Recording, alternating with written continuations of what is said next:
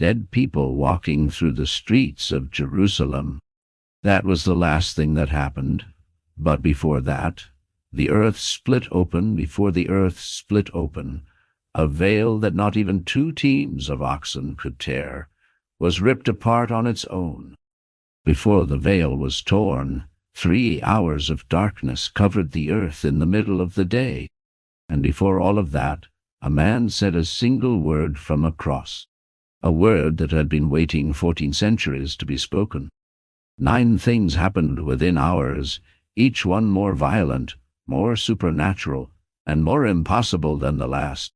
And when you put them together, when you see them in order, you discover something most people never notice. There is a pattern, an escalation, as if the entire universe was reacting to one single thing, that Jesus of Nazareth had just died, and the reaction started in the sky, came down to the earth, penetrated the rocks, opened the tombs, defeated death, and ended in the heart of a Roman soldier who didn't believe in anything. But let's go in order, because the order changes everything. And there is something about the 9th thing, the last one, that connects all the previous 8 in a way nobody expects. It's 12 noon, the 6th hour in the Jewish calendar. Jesus has been on the cross for 3 hours. Golgotha, place of the skull in Aramaic, is a bare rock outside the walls of Jerusalem, chosen by the Romans so that everyone passing by could see what happened to anyone who defied Rome. The sun is at its highest point, and suddenly, without warning, it disappears. Matthew 27:45. From the 6th hour, there was darkness over all the land until the 9th hour. Mark 15:33 confirms it. Luke 23:54 does too. We are not talking about a cloud. We're talking about 3 hours of total darkness in the middle of the day. And here is a fact that destroys any natural explanation. The Jewish Passover was always celebrated during a full moon. During a full moon, it is astronomically impossible for a solar eclipse to occur. Period. This was not a natural phenomenon, and we are not talking about just any day.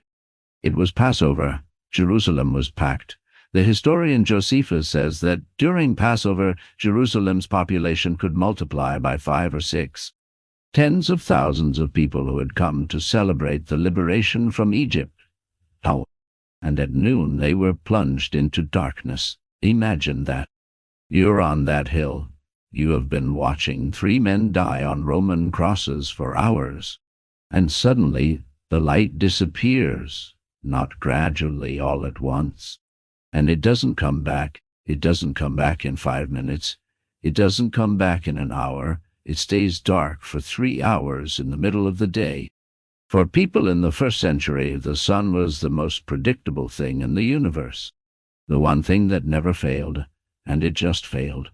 And notice something almost nobody connects. Amos 8:9 says, I will make the sun go down at noon and darken the earth in broad daylight. A prophet wrote that more than 700 years before Christ, and at Golgotha it was fulfilled word for word, and there is something rarely connected. The 9th plague of Egypt was exactly this, darkness. Exodus 10:22 says, Juther was darkness over Egypt for 3 days. And after the darkness came the death of the firstborn. Now at Golgotha 3 hours of darkness, and after the darkness the death of the firstborn. Only this time the firstborn was God's. The pattern of the Exodus was repeating. But what comes next has no precedent anywhere in the Bible. After 3 hours in darkness, Jesus said a single word in Greek, tetelestai. It is translated as it is finished. But that word carries a weight you don't see in English. It was an accounting term. When someone paid off a debt in the Roman world, the creditor would write tetelestai on the document. It meant debt paid, account closed, nothing more is owed. It was the word a slave heard when their freedom was purchased, the word a soldier heard at the end of their service. And it is the word Jesus chose as his final declaration. He didn't say it's over with resignation. He didn't say, I give up. He said, it is paid, as if he was closing a transaction that had been open since Genesis 3. And Luke 23:46 adds something that completely changes the tone. Father, into your hands I commit my spirit, too, after 3 hours of darkness. After the most gut-wrenching cry ever heard on that hill, Jesus dies saying, Father, not me, God, like in the previous cry, Father, as if something had been restored in that last second. There's something more about that tetelestai worth pausing to think about. In the Greek papyri archaeologists have found in Egypt tax receipts, purchase contracts, legal documents from the Greco-Roman world. Tetelestai appears again and again. And it always means the same thing: paid in full, no remaining installment, no next payment, no future supplement, finished, closed, sealed. When Jesus uses that word, he isn't describing his defeat. He's signing off on the closing of an operation that started in Eden. And that operation had a price, and the price had just been paid complete, whole, without remainder. And it was at that exact instant, the instant Jesus exhaled for the last time, that a chain of events began that no human being could have caused. Matthew 27:51 says, And behold, the veil of the temple was torn in two from top to bottom. Nay, that line is so well known that maybe it doesn't hit you anymore. But it should, because when you understand what that veil was, how big it was, what it represented, and how it was torn, you understand why this was probably the most revolutionary event of the 9. Some people hear the veil was torn and picture a shower curtain. Nothing could be further from the truth. The temple veil was not a little curtain. The Jewish historian Flavius Josephus, who lived in the 1st century and saw the temple with his own eyes before Rome destroyed it in AD 70, described this veil. According to his writings, it was approximately 60 feet tall. That's a 6-story building, and according to rabbinic tradition recorded in the Talmud in the tractate Shekalim, the veil was so thick that it took teams of priests to move it. Some rabbis said that not even 2 teams of oxen could have ripped it apart, pulling in opposite directions. It was woven in a process involving 82 maidens. It wasn't fabric, it was a structure, and Matthew doesn't say it was torn from bottom to top as if someone had pulled it. He says it was torn from top to bottom as if someone from the other side had ripped it open. From inside the Holy of Holies, where God's presence was supposed to dwell, that veil existed for a very specific reason. It separated the holy place from the most holy place. Only one person could enter the most holy place, the high priest, and only one day a year, the Day of Atonement, Yom Kippur. Anyone else who crossed that veil died, not as a metaphor. Literally, Leviticus 16:2 says, Tell Aaron your brother not to come at just any time into the holy place inside the veil before the mercy seat, which is on the ark, lest he die. That veil was the barrier between God and humanity. And at the exact moment Jesus dies, it tears. It doesn't fall. It doesn't stain. It tears from top to bottom, as if God himself was saying, the barrier is over. The author of Hebrews explains it in Hebrews 10:19-20. We have confidence to enter the most holy place by the blood of Jesus, by the new and living way that he opened for us through the veil, that is, through his flesh. The implication is brutal. For 400 years, only one person could cross that veil once a year with animal blood, trembling with fear. Now, anyone can enter at any time without a mediator. Hebrews 4:16 puts it in 2 words that would have horrified any temple priest: boldly. To the throne of grace, boldly, just like that. The theological implication is enormous, but the practical implication for the people that day was probably terrifying, because the veil was inside the temple, and the temple was full of priests. It was the hour of the evening sacrifice. There were people inside when it happened. Priests who saw with their own eyes how a veil that needed entire teams to move tore itself apart from top to bottom without anyone touching it. And what I just told you is only 3 of the 9 things. 3. And each of the remaining ones is harder to explain than the last, because what happened to the earth is something no priest, no Roman, and no spectator could ignore. And they didn't even have time to process it. Matthew 27:51 continues, "On the earth shook, and the rocks were split." Now Palestine is a seismic zone. There is a major geological fault, the Jordan Valley Fault, which is part of the Great Rift Valley that runs from Syria to Mozambique. So earthquakes were an unknown, but what makes this earthquake different is the timing. It occurs at the exact instant of Jesus' death, not an hour before, not a day later at the exact moment. And it was strong enough to split rocks, and there is a connection to the Old Testament that completely changes the perspective. When God revealed himself to Moses at Sinai to deliver the law, Exodus 19:18 says, Mount Sinai was completely in smoke, because the Lord descended upon fire, and the whole mountain trembled greatly. The earthquake at Sinai accompanied the delivery of the law. The earthquake at Golgotha accompanied the fulfillment of that same law. God shook the earth when he gave the rules, and he shook the earth again when his Son finished, keeping every single one of them. 400 years separate both earthquakes, but the message is the same. When God acts, the earth knows it, and there is something that isn't mentioned much, but completely changes the picture. Matthew says, the rocks were split, but not just the earth shook, the rocks broke, literally. And here is something interesting in the Old Testament when the Bible talks about God splitting rocks. It is almost always connected to giving life. In Exodus 17:6, God tells Moses to strike the rock, and water will flow from it for the people. In Numbers 20:11, Moses strikes the rock, and abundant waters gush out. The rock splits, and life comes out. Now at Golgotha, the rock split when Christ dies.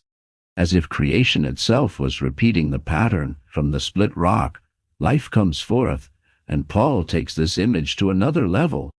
In 1 Corinthians 10:4, he writes, "And all drank the same spiritual drink, for they drank from the spiritual rock that followed them, and the rock was Christ." For Paul, the rock in the desert that Moses struck was a symbol of Christ. The rock was struck, and water came out that gave life to the people. Now, at Golgotha, Christ, the rock, was struck, and from his death came life for all humanity.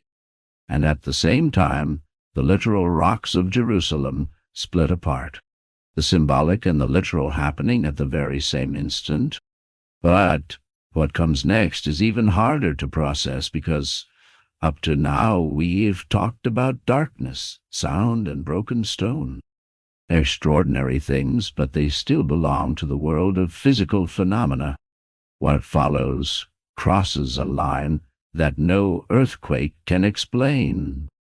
What follows involves the dead. Matthew 27:52. When the graves were opened. Here you need to understand something about first-century tombs in Jerusalem. They weren't underground graves like today. They were caves carved into limestone, sealed with enormous circular stones. Wealthy families had family tombs with multiple niches, and many of these tombs were located on the hillsides surrounding Jerusalem, including the slopes near Golgotha. Now, when Matthew says the graves were opened, the implication is that the earthquake was violent enough to move the stones sealing the tomb. Stones weighing hundreds of pounds, stones specifically designed not to move, and they move. But notice the detail. Matthew says the graves were opened, but he does not say the saints came out at that moment. Matthew 27:53 clarifies, coming out of the graves after his resurrection. They went into the holy city and appeared to many. After his resurrection, that is, the graves opened on Friday when Jesus died, but the saints didn't come out until Sunday when Jesus rose. 3 days with the tombs open, 3 days with the dead visible, but still dead, like a promise half fulfilled, as if God was saying, "Wait, something more is coming." And when Sunday came, the dead walked out, and Matthew says something that sounds almost surreal. They went into the holy city and appeared to many. He doesn't say to some, to many recognizable people, known saints, people the community had buried and mourned. Now walking through the streets of Jerusalem, entering homes, being seen by crowds. Stop for a second and think about what this meant for the inhabitants of Jerusalem. Imagine you're in your house on a Sunday morning. It's been a terrible weekend. The earthquake on Friday has you on edge. The darkness left you sleepless. And someone knocks on your door. You open it, and it is your father you buried 2 years ago. He's standing. He's looking at you. He's alive. We don't know how many there were. Matthew doesn't give a number. He just says, many bodies of the saints. He doesn't say sinners. He doesn't say random people saints. People recognized for their faith and appeared to many, which implies they didn't appear to just one person in private. They were seen by multiple witnesses at multiple times. This wasn't a mystical vision from a single prophet. It was a public event, verifiable, dead people walking through the most heavily guarded city in the Roman world. This is exclusive to Matthew. Neither Mark nor Luke nor John mentioned this event. Some scholars wonder why, and the most likely answer is that each evangelist selected the events that best served their audience and theological purpose.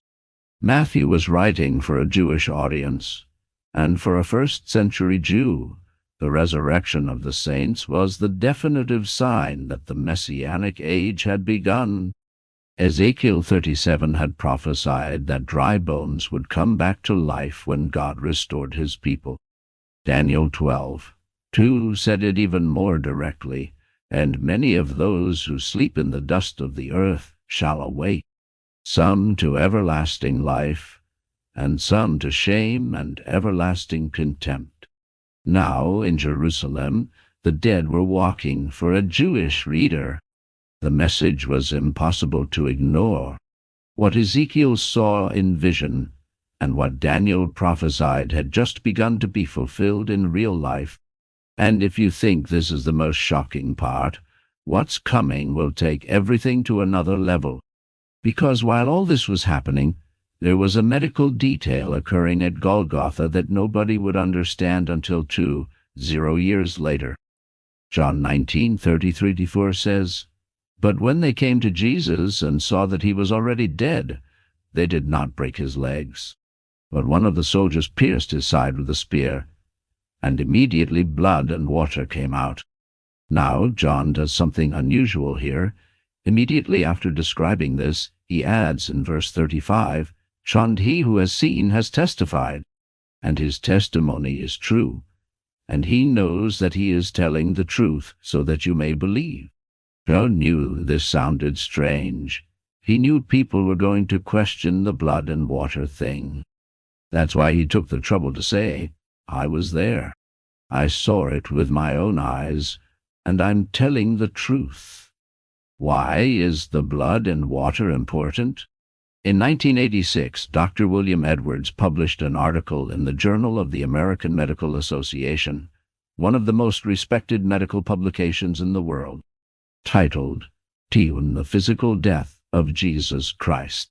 In that article, Edwards and his colleagues explain that the combination of blood and water flowing from the side of a body is consistent with a pericardial and pleural effusion.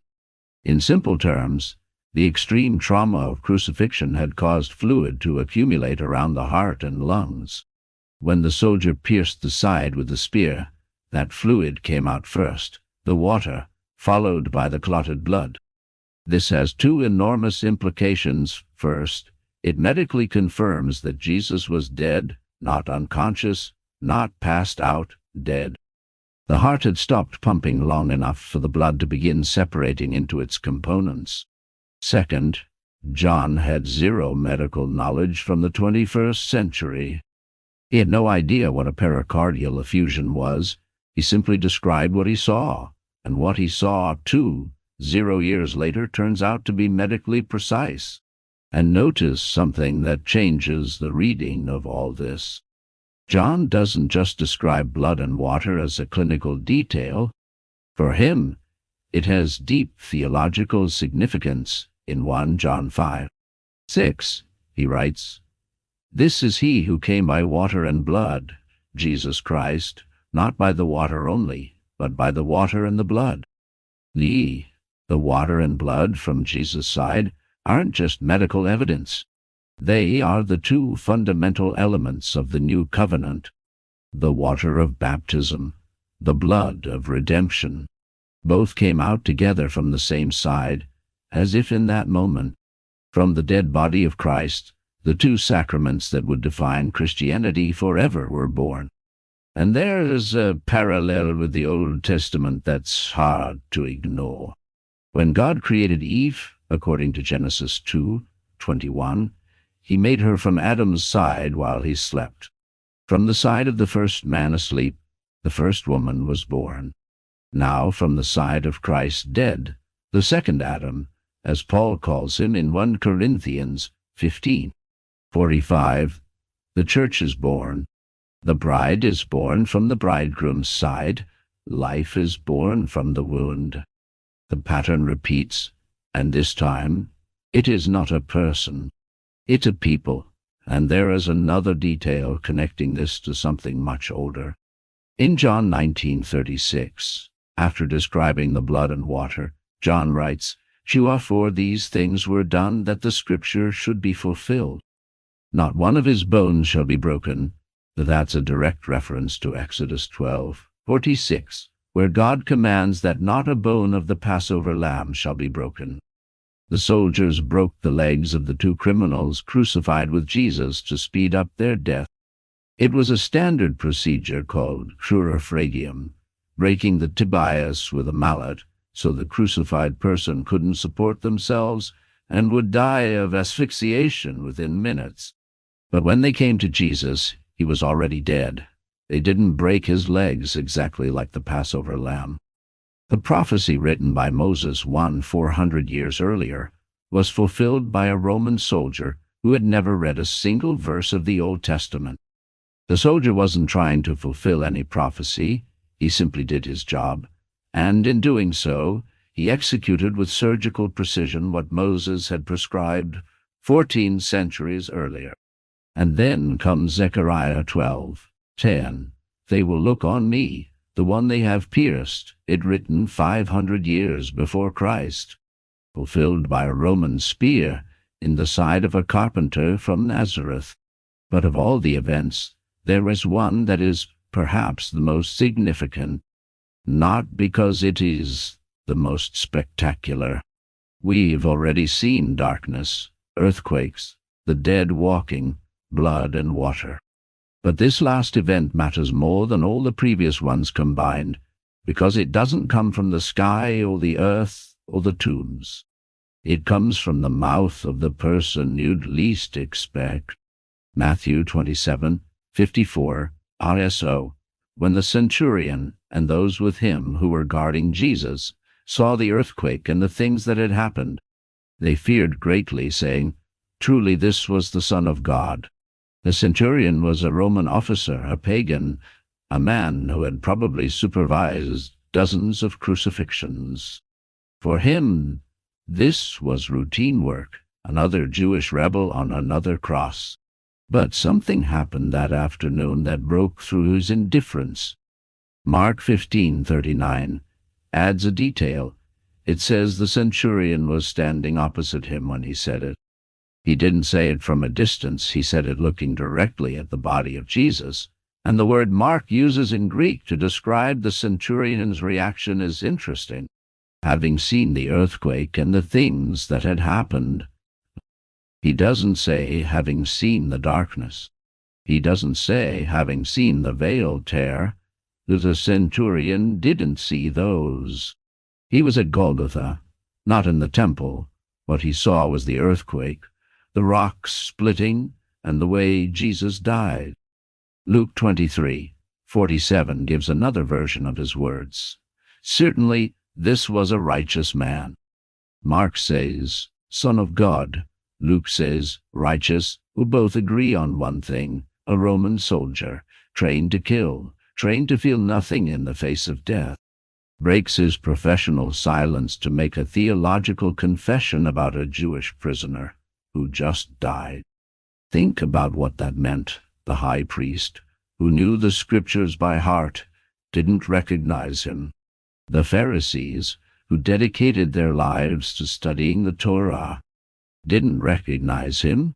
The Sadducees, the scribes, the experts in the law, none of them. And a Roman soldier who probably couldn't even read Hebrew looks at a corpse nailed to two beams and says what no theologian in Israel dared to say. This was the Son of God. Sometimes the truth is first seen by the person you'd least expect. Sometimes the deepest revelation doesn't come to the one who studies the most, but to the one who observes the most. And early Christian tradition did something with this centurion. They didn't leave him as an anonymous character, they gave him a name. Longinus. The Orthodox Church venerates him as a saint. Tradition says he converted, left the Roman army, preached the gospel, and died a martyr in Cappadocia.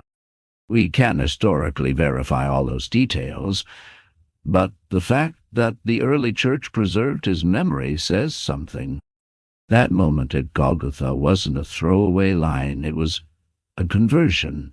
Something broke inside that man while the rocks were breaking outside. And he wasn't the only one. Luke 23:48 says, upon the whole crowd who came together to that sight, seeing what had been done, beat their breasts and returned. Beating one's breast in Jewish culture was a sign of deep mourning and repentance. It wasn't a casual gesture. It was what you did when you recognized that something terrible had happened and that somehow you were responsible. The same crowd that hours earlier had shouted, "Crucify him!" was now going home, beating their chests, not celebrating, not satisfied. Shattered, Luke uses the Greek word theorion to describe what they had just witnessed, which can be translated as spectacle.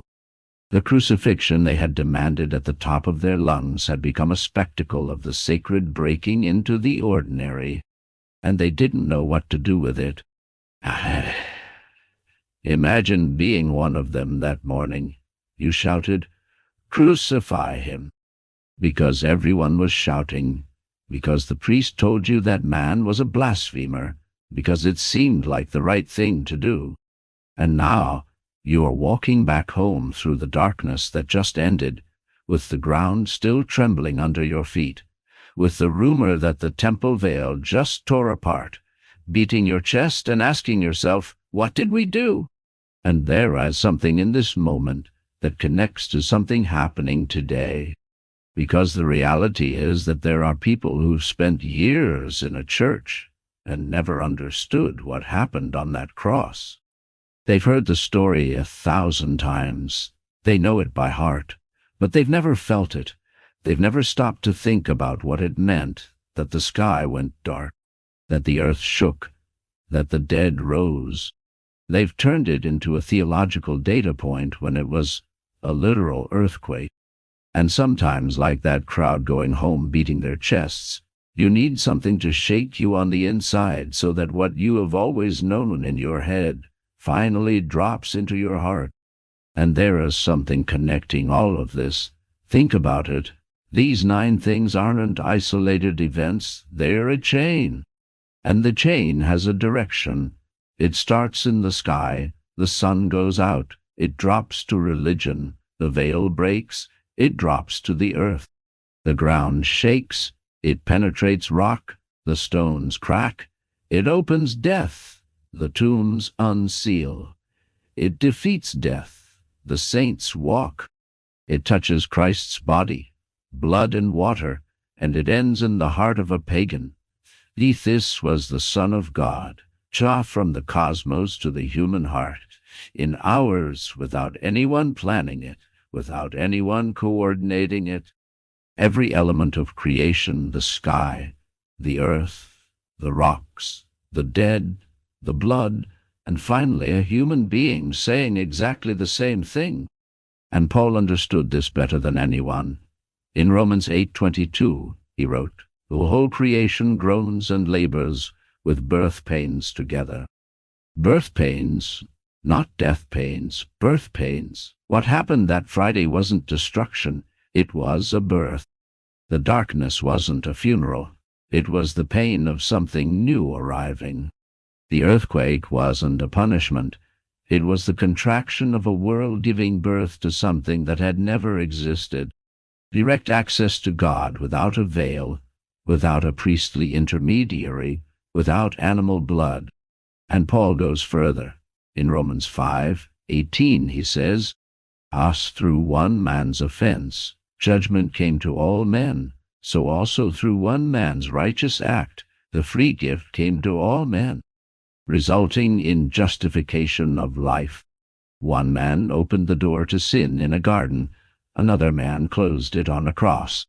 And when that door closed, 9 things shook, and there's one more detail, one almost nobody mentions, and when you hear it, you'll understand why none of this was coincidence. Because there is a timing coincidence so precise, it defies any statistics. All these signs, the darkness, the earthquake, the veil, happened at the 9th hour, 3:00 in the afternoon. Do you know what happened at 3:00 in the afternoon at the temple in Jerusalem every single day? The evening sacrifice. Every day at the 9th hour, a priest would slaughter a lamb on the temple altar. It was called the Tamid, the continual sacrifice. Exodus 29:39 establishes it. "One lamb you shall offer in the morning, and the other lamb you shall offer at twilight." Every day without exception, since the time of Moses, morning and evening, one lamb after another. 400 years of slaughtered lambs. And that Friday, at the exact hour, the priest was slitting the throat of the evening lamb on the temple altar. Jesus was dying on the cross, less than a kilometer away. The priest held the knife, the lamb's blood fell on the altar stone. And at that very same instant, a few hundred meters away, Jesus' blood fell on the rock of Golgotha. The symbolic lamb and the real lamb died at the same time. And it wasn't coincidence. The Jewish sacrificial system was designed from the beginning to point to this moment. Every lamb slaughtered in the temple over 14 centuries was an arrow pointing toward Golgotha. Hebrews 10:1 puts it bluntly, "For the law, having a shadow of the good things to come, and not the very image of the things, can never with these same sacrifices, which they offer continually year by year, make those who approach perfect." Shadow, that's what the temple sacrifices were. Shadows, projections, drafts. The reality was the cross, and when the reality arrived, the shadows no longer made sense. That's why the veil tore, not because the temple was destroyed. That would come 40 years later with Rome, but because the temple was no longer necessary. Direct access was open. The definitive lamb had died, tetelestai, paid no more installments. John the Baptist had said it months earlier in John 4. 29. Who behold, the Lamb of God, who takes away the sin of the world. He didn't say a lamb, he said the Lamb, the definitive one, the last one, the one that would make all the others unnecessary. Isaiah had prophesied it with chilling precision in Isaiah 53:7. He was led as a lamb to the slaughter, and as a sheep before its shearers is silent, so he opened not his mouth. The prophet wrote that 700 years before Jesus was born, and it was fulfilled with a precision that defies any statistical explanation.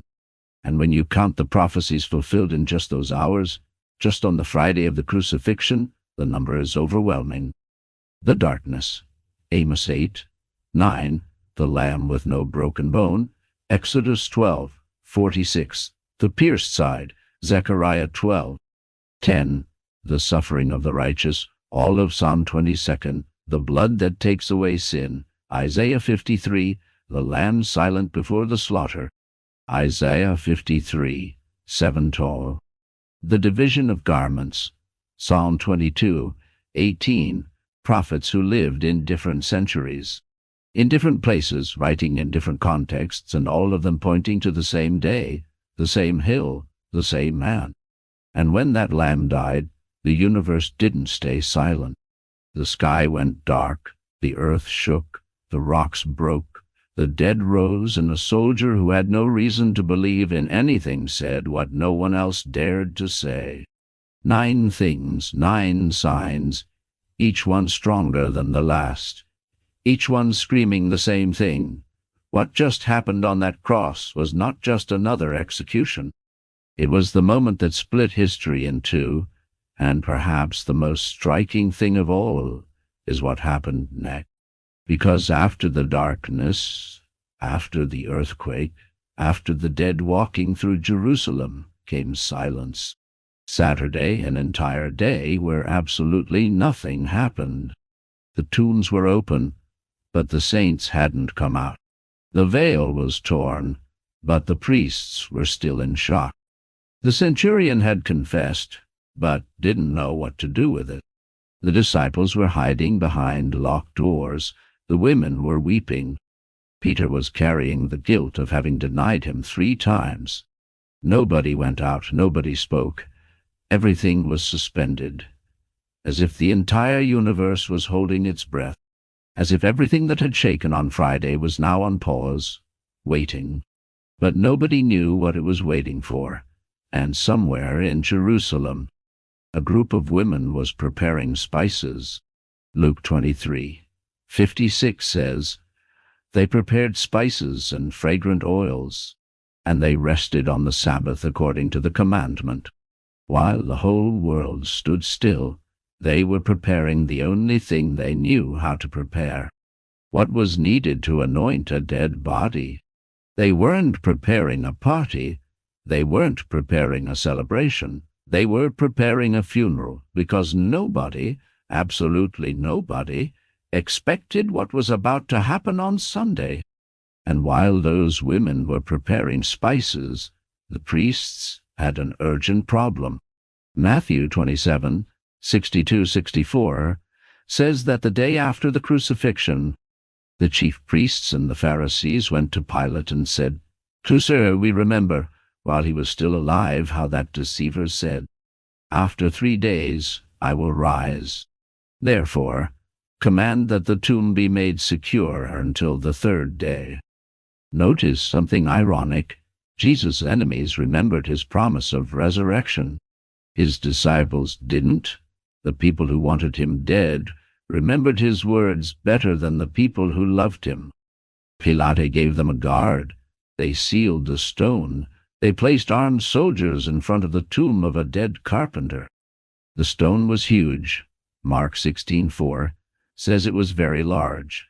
The seal was Roman. Breaking it was a capital offense. The soldiers were professionals, trained to stay awake on their post under penalty of death. All of Rome mobilized against the possibility that a corpse might disappear. And 3 days later, neither the stone, nor the seal, nor the soldiers, nor Rome itself could contain what happened inside that tomb. But that's another story. What matters today is what happened on Friday, because that Friday, for a few hours, the whole world, the sky, the earth, the rocks, the dead, the living Jews and Romans, all said the same thing without agreeing to it, without a prior meeting, without coordination.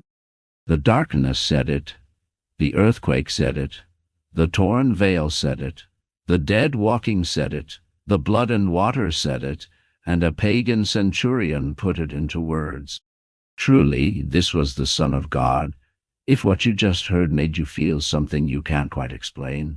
If something moved inside you, hit the like button on this video. Subscribe if you haven't yet, and share this with someone who needs to hear it, because there are truths that shouldn't stay locked away. What we just walked through together was only Friday. Just a few hours, just 9 signs, but there is something on screen right now that will take you to the next step of this story. Because if the universe reacted like this when Jesus died, what happened when the stone moved? On Sunday morning defies everything you thought was possible. Click. This doesn't end here.